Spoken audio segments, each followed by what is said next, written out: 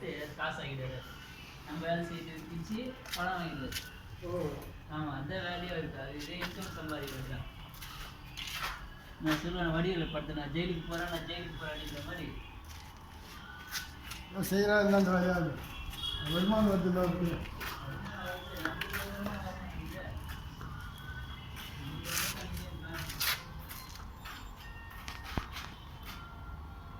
வருமானம் எடுத்து வந்துருக்கீங்களா?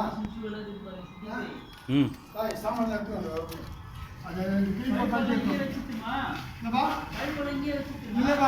கீழே இருக்காங்க.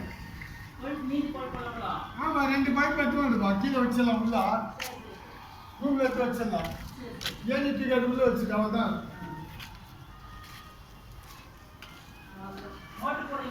அதை போய் மோட்டர் போடுறோம். ரொம்ப ஃபோன் பண்ணு.